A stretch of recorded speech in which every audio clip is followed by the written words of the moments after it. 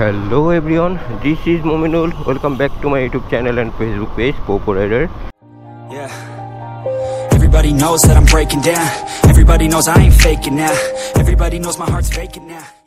এখন যখন যাচ্ছি জিয়া উদ্যানের রোড দিয়ে যাচ্ছি, তো সুন্দর একটা দুপুর। আজকে একটু ঘুম থেকে উঠতে দেরি হয়ে গেছে, কালকে একটু লেট নাইট কাজ ছিল, সো এই কারণে একটু ঘুম থেকে উঠতে দেরি হয়ে গেছে, যেই কারণে এখন যখন বেরোইছি 1টা বাজে, অফিসের দিকে যাব। অফিসে কাজ আছে, কাজ শেষ করে দেন আবার বাসায় আসব। আর আজকে জিয়া উদ্যানটা প্রচুর পরিমাণের ফাঁকা, রাস্তাঘাটও ফাঁকা, জানি না কেন, সুন্দরই লাগতেছে রাস্তাঘাটের যেই ওয়েদারটা এবং রোডটা খুব ভালোই লাগতেছে। ঠান্ডা ঠান্ডা একটা ওয়েদার, ঠান্ডা ঠান্ডা একটা রোদ। তো এই যে জিয়া উদ্যানের রোডটা রিপেয়ার করা হয়েছে, তারপরেও হালকা পাতলা একটু উঁচা নিচা আছে, অমসৃণ তল সেটা আছে। আজকে কথা বলবো আপনাদের সাথে অ্যান্টি লক ব্রেকিং সিস্টেম নিয়ে, যেটা কিনা আমরা ABS নামে পরিচিত কিংবা ABS নামে চিনি। তো ABS কীভাবে কাজ করে এবং এটা উপকারিতা অপকারিতা কী, তো সেই বিষয়গুলো নিয়ে আজকে আপনাদের সাথে কথা বলবো এবং আজকে জানার চেষ্টা করব আমি নিজে, এবং আপনাদেরকেও জানানোর চেষ্টা করব। যতটুকু আমি জানি ততটুকুই। সিগন্যাল পড়ে গেছে। তো ABS-এর ফুল মিনিং হচ্ছে অ্যান্টি লক ব্রেকিং সিস্টেম, যেটা কিনা একটা টেকনোলজি বাইকে কিংবা গাড়িতে ইউজ করা হয়। এটা হচ্ছে চাকাকে লক না করে আপনার ব্রেকটাকে অ্যাক্টিভেট করবে, এবং ছোট ছোট বাইটে আপনার ব্রেকটা অ্যাক্টিভেট হবে, বাট চাকা লক হবে না, চাকা ঘুরতেই থাকবে। সো এটা সাধারণত বাইকে বেশি হায়ার সিসির যে বাইকগুলো আছে সেই বাইকগুলোতে বেশি ইউজ করা হয়, এবং এই টেকনোলজিটা সাধারণত একটা সেন্সরের মাধ্যমে কাজ করে থাকে, যেটা কিনা ব্রেকিং সিস্টেমে ব্যবহার করা হয়। আর আমি এখন যখন যাচ্ছি হচ্ছে বিজয় সরণি যে রোডটা আছে, বিজয় সরণির সিগন্যালটা ক্রস করে যাওয়ার চেষ্টা করতেছি। আর এই অ্যান্টি লক ব্রেকিং সিস্টেমটা, এই যে আমি ব্রেকটা ধরলাম, এটা ছোট ছোট বাইক আকারে সেন্সরের মাধ্যমে যখন কিনা আপনি ব্রেক প্রেস করবেন, তখন এখানে একটা মেকানিজম আছে, সেই মেকানিজমটা অ্যাক্টিভেট হবে, মানে একটা সেন্সর এবং ABS-এর একটা মেশিন আছে যেটা কিনা অ্যাক্টিভ হবে, কিংবা একটা পাম্প আছে যেটা কিনা অ্যাক্টিভ হবে। ওই ABS-এর পাম্পটা অ্যাক্টিভ হলে ABS-এর পাম্পটা আপনাকে বাইট আকারে ব্রেকিং সিস্টেমটাকে দিবে, কিংবা বাইট আকারে আপনার ব্রেকটাকে চেপে ধরবে। এটা সাধারণত ডিস্কের সাথে একটা খাতকাটা ছোট একটা প্লেট লাগানো থাকে, যে প্লেটটার সাথে সেন্সর থাকে, এবং সেই সেন্সরটা কতটুকু ঘুরতেছে, কত স্পিডে ঘুরতেছে এবং কতটুক চাপে ব্রেকটা ধরলে চাকাটা লক হয়ে যাবে না, এটা সাধারণত সেই সেন্সরটার কাজ হয়ে থাকে। এবং এই সেন্সরটা সাধারণত সিগন্যাল পাঠায় ABS সিস্টেমের যে মেশিনটা আছে কিংবা ABS সিস্টেমটা আছে সেই সিস্টেমটাকে, এবং সেই সিস্টেম অনুযায়ী ABS যে পাম্পটা আছে সেই পাম্পটা বাইর আকারে ব্রেক অয়েলের চাপ সৃষ্টি করে কিংবা ব্রেক অয়েলের চাপ দেয়। এই হচ্ছে গিয়ে ABS সিস্টেম কিংবা anti lock braking system. Anti lock breaking সিস্টেমের যে কার্যক্ষমতা, এই কার্যক্ষমতা সচল রাখার জন্য এটাকে সাধারণত অনেক পরিচর্যা করে রাখা লাগে, অনেক পরিচর্যার মাধ্যমে এটাকে অ্যাক্টিভেট করে রাখা লাগে সাধারণত।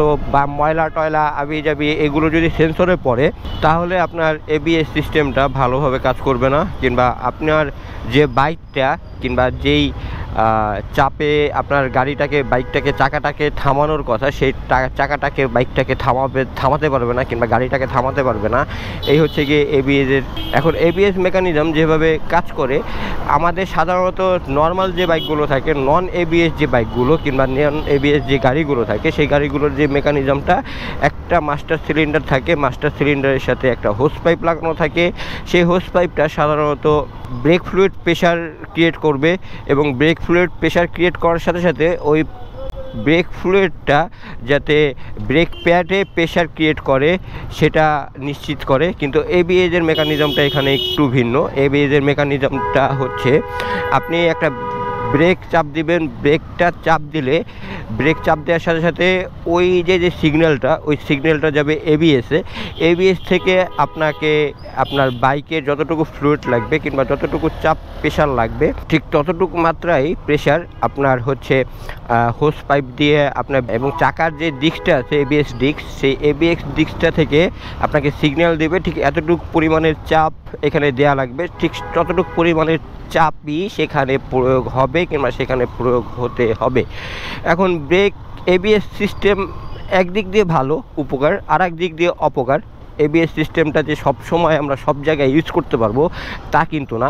এই যে এখন আমি যে রোডটা দিয়ে যাচ্ছি, অমসৃণ, বালিকণা, ধুলাকণা, এরকম কাদা, এরকম যদি রোড থাকে তাহলে এবিএস সিস্টেম কিন্তু সেরকমভাবে কাজ করে না।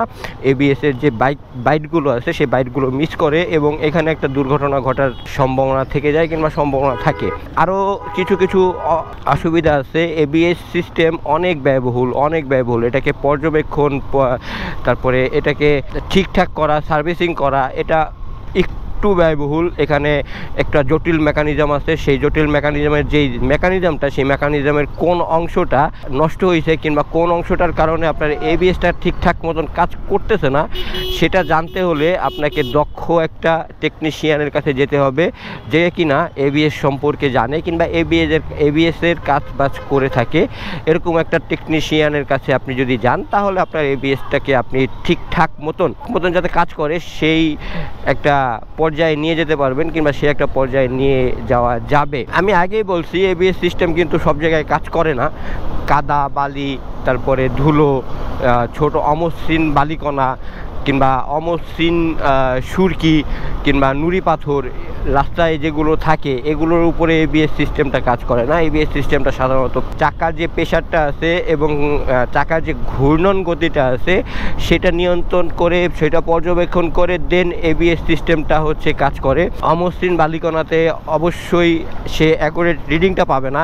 এবিএসের যে সেন্সরটা আছে সেই রিডিংটা যদি না পায় তাহলে এবিএস এখানে মিস করবে কিংবা মিস করা স্বাভাবিক। আমি অনেক ভিডিও দেখছি ভাই, মোটো ব্লগিংয়ের বড় মোটো ব্লগার যারা আছে, বিশেষ করে রানা ভাইয়ের একটা 4B ছিল কিংবা রানা ভাই একটা 4B চালাইতো MSI ব্লগের, তো সে একটা 4B চালাইতো, তার 4Bর এবিএস মিস করছে, সে 4Bর এবিএস থেকে ভালো একটা ফিডব্যাক পায় নাই।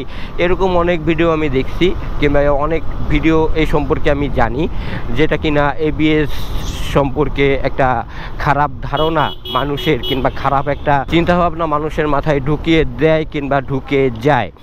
আমরা সাধারণত চেষ্টা করব এবিএসের যারা সিস্টেমগুলো আনে কিংবা এবিএসের যারা গাড়িগুলো আনে সেই গাড়িগুলো কিংবা সিস্টেমগুলো যেন ভালো অ্যাক্টিভেট থাকে এবং ভালো কাজ করে সেটা। এখন আসি এবিএসটার উপকারিতা সম্পর্কে। এবিএসের ভাই অনেক উপকার আছে। এবিএস কি বলবো, এবিএস যারা বাইক চালায় তাদের জন্য একটা আশীর্বাদ স্বরূপ। এবং আপনি দেখা গেছে ব্রেক ধরলেন, আপনার হুইলটা কিংবা হ্যান্ডেল বারটা ঘোরানো আছে, সেই অবস্থায় যদি আপনার চাকাটা লক হয়ে যায় সেক্ষেত্রে কিন্তু আপনি আপনার বাইকটাকে একদিকে কাট করে ফেলে দিতে হবে কিংবা পড়ে যাবে, সেটা থেকে এবিএসটা রক্ষা করে। অনাকাঙ্ক্ষিত প্যানিক সিচুয়েশন, দেখা গেছে আমি যে গাড়ি চালাচ্ছি, আমার গাড়ি 80 স্পিডে আছে, এখন সামনে দিয়ে একটা বাচ্চা কিংবা একটা কুকুর কিংবা যে কোনো একটা কিছু দৌড় দিচ্ছে, সেক্ষেত্রে যদি আমি ব্রেকটা প্যানিক সিচুয়েশনে ফুল প্রেস করি সেক্ষেত্রে বাইকটাকে অনাকাঙ্ক্ষিত অ্যাক্সিডেন্ট কিংবা অনাকাঙ্ক্ষিত দুর্ঘটনা থেকে এবিএস আপনাকে রক্ষা করে আনতে পারবে। সাধারণত প্রত্যেকটা বাইরে আপনি যদি আপনার বাইকের লিভারটা, ব্রেক লিভারটা ফুল প্রেস করে থাকেন তাহলে প্রত্যেকটা বাইকে 15 থেকে 20 বারের মতো একটা বাইট সৃষ্টি করে। সেই বাইট অনুযায়ী আপনার বাইকটাকে থামিয়ে দেওয়ার চেষ্টা করে। তো এই 15 থেকে 20টা বাইটের ভিতরে আপনার বাইকটা যদি নন এবিএস বাইক 10 মিটারের ভিতরে যদি ব্রেকিং সিস্টেমটা অ্যাক্টিভ হয় কিংবা আপনার গাড়িটা থেমে যায় 10 মিটারের ভিতরে, তাহলে এবিএস সেটাকে 8 মিটারের ভিতরে থামিয়ে দেওয়ার চেষ্টা করবে কিংবা 8 মিটারের ভিতরে থেমে যাবে আশা রাখা যায়। এবিএসের গাড়িগুলো একটু ব্যয়বহুল হয়, একটু তুলনামূলকভাবে দাম বেশি হয় এবিএসের জন্য। সো আমার এটাই কিন্তু এবিএস নাই, তারপরেও আমি আপনাদেরকে এবিএস সম্পর্কে কিছু ধারণা দেওয়ার জন্য একটু পড়ালেখা করে গুগলে ঘেটে একটু ভিডিও টিডিও দেখে দেন আপনাদেরকে আমি ছোট্ট কিছু ধারণা দিলাম এবিএস সম্পর্কে।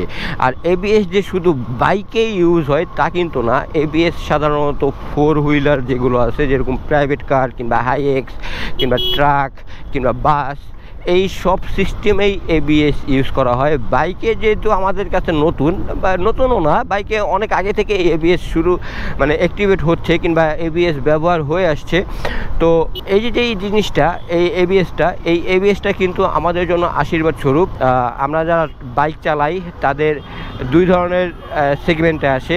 একটা হচ্ছে কি ডাবল চ্যানেল এবিএস, আর একটা হচ্ছে single channel ABS. Single channel এবিএসে সাধারণত আমরা পিছনের কিংবা সামনের চাকায় একটা এবিএস সিস্টেম দেখতে পাই, এবং ডাবল চ্যানেল এবিএসে সাধারণত আমরা দুই চাকাতেই এবিএস সিস্টেম দেখতে পাই, যেটা কিনা বেশি কার্যকরী। এবং সিঙ্গেল চ্যানেল এবিএস যে কম কার্যকরী তা কিন্তু না, সিঙ্গেল চ্যানেল এবিএসও মোটামুটি কার্যকরী। সিঙ্গেল চ্যানেল এবিএসের চেয়ে ডাবল চ্যানেল এবিএসটা বেশি কার্যকরী। তো এই ছিল কথাবার্তা, আর এই ছিল আজকের সমাচার কিংবা আজকের আয়োজন। বক করতে করতে ভিডিও অনেক বড় হয়ে গেছে। হোপ রাখতেছি ভিডিও ভালো লাগছে। যদি ভিডিওতে কোনো কিছু ভালো লেগে থাকে তাহলে অবশ্যই লাইক, কমেন্ট, শেয়ার করে সাবস্ক্রাইব করে প্রোপোর সাথে থাকবেন এবং প্রোপোকে দেখতে থাকবেন এবং জানাবেন কে কোন ব্রেকিং সিস্টেমটা ইউজ করতেছেন, কাদের এবিএস ভালো কাজ করতেছে, এবং এবিএস সম্পর্কে যদি আরও কোনো ধারণা থাকে আপনাদের কাছে সেটাও আমাকে জানাবেন। আমি জানার চেষ্টা করব এবং সে সম্পর্কে রিসার্চ করার চেষ্টা করব। যারা এবিএস চালান তারা এইসব ধারণা ভালো দিতে পারবেন, কিংবা এবিএসের সিস্টেমটা ইউজ করেন তারা এইসব ধারণা ভালো দিতে পারবেন। আজকের ভিডিও থেকে এখানে বিদায় দিচ্ছি। Tata, bye bye.